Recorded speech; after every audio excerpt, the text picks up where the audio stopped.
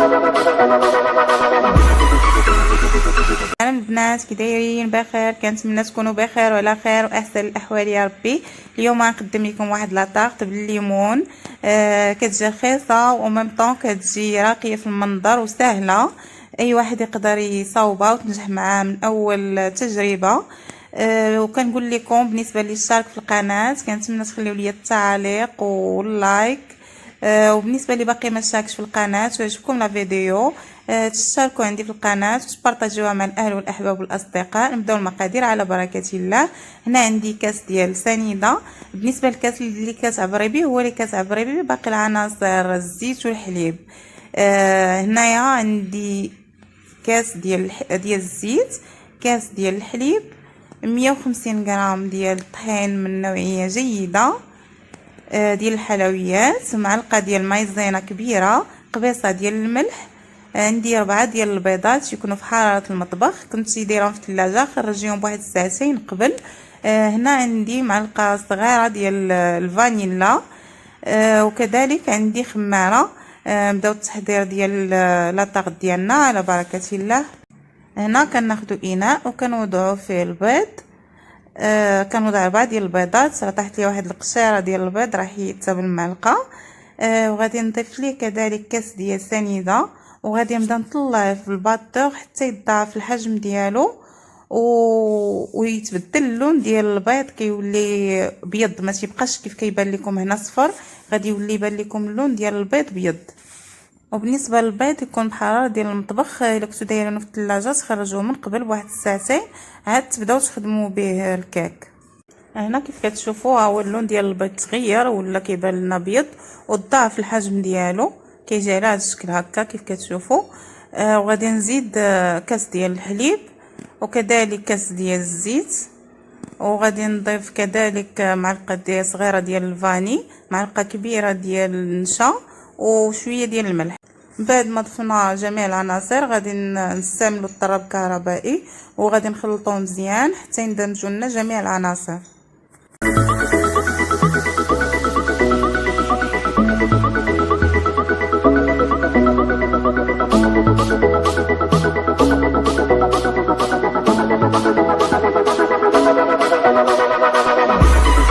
غادي نضيفوا خماره وغادي نضيف كذلك 150 غرام ديال الدقيق، غنضيفوها تدريجيا مع التحريك. بالنسبه للكيك راه كيبغيو تطرب مزيان البنات، شحال ما طربتي مزيان كيجيك الكيك ناجح.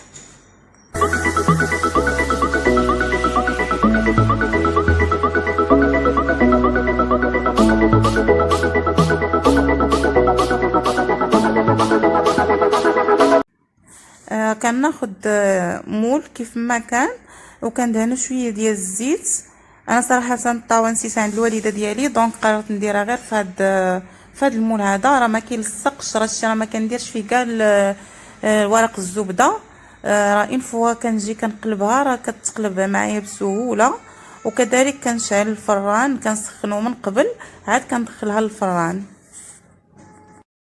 سخنت الفران من قبل غنشعل عليها من الفوق ومن التحت وغادي نخليها طيب في درجه حراره 180 درجه. كناخذوا الليمون وكنقيو على هذا الشكل كيف كتشوفوا في الفيديو.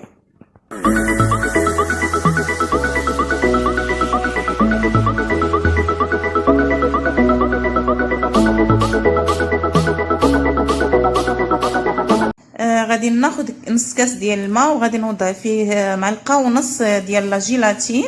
بعد ما قشرنا الليمون غناخذ ليمونه نقسمها على جوج، وكل نص ليمونه غادي نقسمها على 3 كيف كتشوفوا في الفيديو.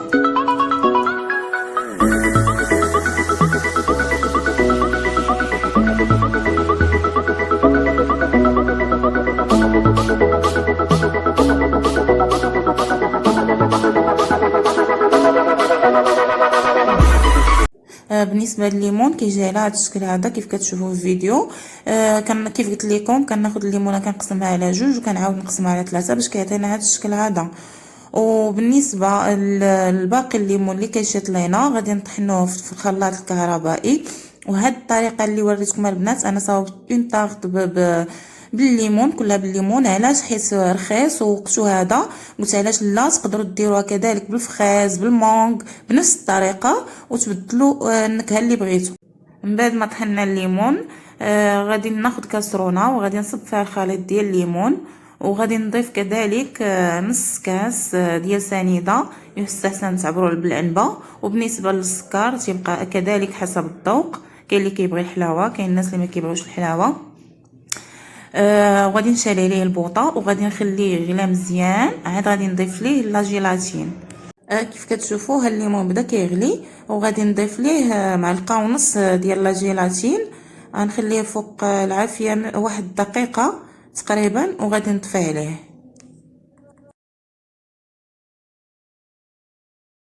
هنا ما تشدش ليا داك المقطع. من بعد ما طفيت عليه البوطه خديت الصفايه ديال القهوه وصفيته باش يحيد داك القشور ديال الليمون. خديت هذا المول على هذا الشكل، عندي انا محلول من التحت، نتوما عندكم شي مول مسدود من التحت تقدروا تستعملوه. انا خديته وغطيته مزيان بالسلوفان باش ما يخرجش ليا من الجناب، يسيح ليا صافي. وكبيت من بعد داك الخليط ديال لورانج اللي صاوبنا ديجا. وكيف قلت لكم راه تقدروا ديروه باي نكهه بغيتو، فريز فرامبواز المونغ، اي نكهه بغيتو بنفس الطريقه تقدروا تغيروا غير النكهات. هنايا ناخذ اناء وغادي ناخذ لا كريم فريش وغادي نكب نص سيطرو ديال لا كريم فريش. هنا انا راه عندي طرو ولكن غادي نكب غير نص سيطرو. وغادي نضيف كذلك نص كاس ديال الحليب. بالنسبه لا كريم فريش انا كنستعمل غولالا. كتجي الكريمه ديالها زوينه بزاف، فيها واحد المذاق مختلف، وخاصها تكون بارده مزيان في الثلاجه لا هي لا الحليب. كنضيف ليهم الفرماج، كنضيف 6 ديال الفرماجات. انا هنا في هاد الوصفه هذه كنحاول دائما ندير اسهل حاجه وارخص حاجه اللي تكون في متناول ديال الجميع. تقدروا كذلك ديروا في بلاصه الفرماج عندكم ماسكاربون، تقدروا ديروا ماسكاربون ولا كريم شيز، تقدروا حتى هو ديروه. مي انا حاولت ندير لكم ارخص طريقه واللي تجي كذلك بنينه وزوينه. هنا طلعنا لا كريم كيف كتشوفوا كتجي عاقده، انا كنقلبها ما كتقلبش، كتجي متماسكه. هنا لو كيك خرجناه من الفران. وجدت واحد السيرو درت فيه نص كاس ديال الماء مع نص كاس ديال سنيده مع نص حامضه وخليتهم تيغلاو مزيان. ها هو راه كيف كيبان لكم راه باقي سخون، حيت ديجا الكيك برد، داكشي علاش انا سقيتو به سخون صافي. وكنبدا نسقي به الكيك باش كيجينا ما يجيناش ناشف، كيجينا معلك. وكنعاود بالنسبه لهذيك الكريمه اللي وجدنا ديال الليمون وديال لا جيلاتين كنخرجوها من الثلاجه. انا استغرقت لي تقريبا واحد ساعه ونص. وغادي ناخذ موس وغادي نبدا نشرط دوك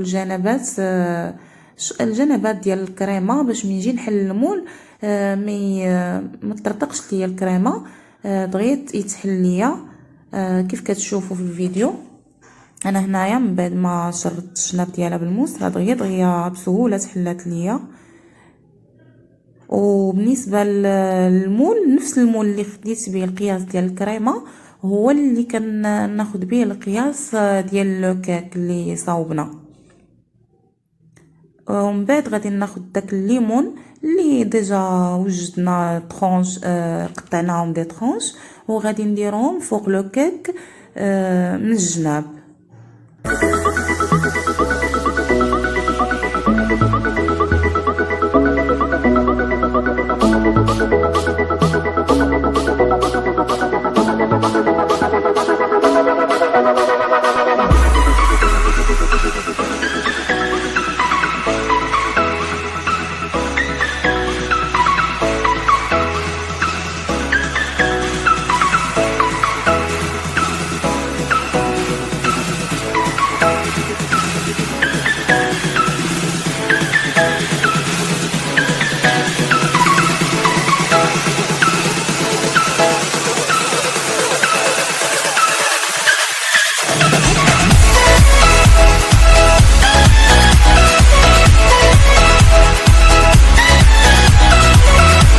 الكريمه اللي وجدنا كنديروها في واحد البوش صافي. وكنبدا كنعمر في الجنبات كيف كتشوفوا في الفيديو. ما غاديش نعمرها كامله بلا كريم فريش غير بحال غادي نغطي الليمون، ومن بعد غادي نضيف هذيك الكريمه من فوقها اللي وجدنا ديجا ديال الليمون ولا جيلاتين، غادي نوضعها فوق لا كريم فريش.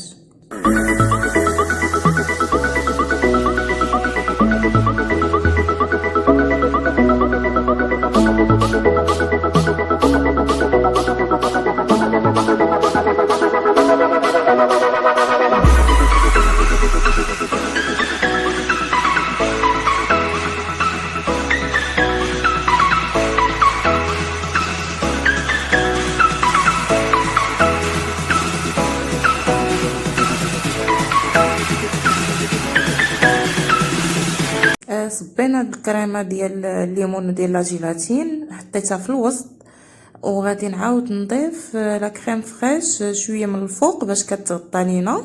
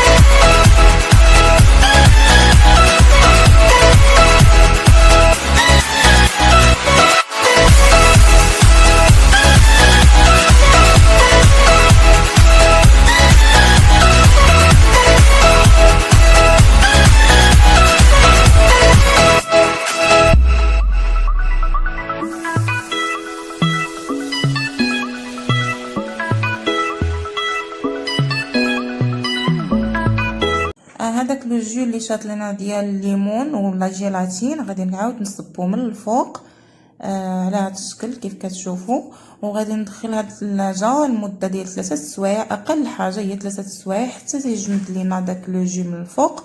ومن الافضل تخليوها ليله كامله. خديت هذوك البقايا ديال لو كيك اللي شاط لينا منين جينا قطعنا ملي قطعنا لو كيك، دوك البقايا ديالو حكيتو في الحكاكه صافي، وغادي نبدا نزين به على هذا الشكل من الفوق. وكذلك بالنسبه للتزيين تيبقى اختياري، تقدروا تزينوا باي حاجه بغيتو.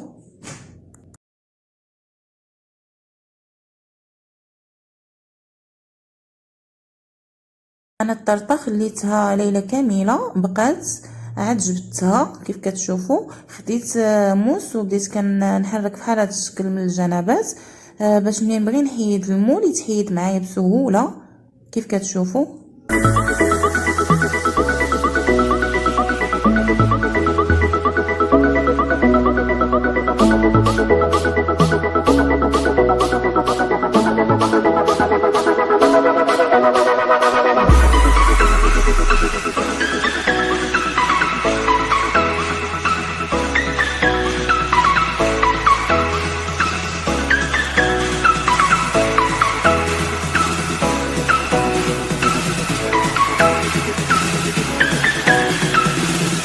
دابا غادي نقطع قدامكم الطرطه اللي صوبنا قدامكم باش تشوفوا كيفاش جا من الداخل.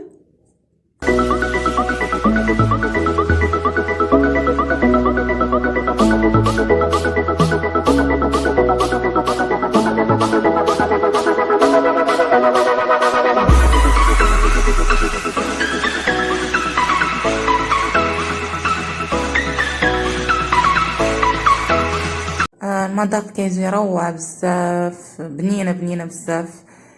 كنتمنى هنا وصلنا لنهايه الفيديو، كنتمنى يعجبكم الفيديو. تخليو لي اللايك والتعليق ديالكم، وبالنسبه لي باقي ما تشاركش في القناه كنتمنى يشترك عندي في القناه وتبارطاجيوها كذلك مع الاهل والاحباب والاصدقاء. السلام عليكم، ونتلاقاو ان شاء الله في فيديو جديد.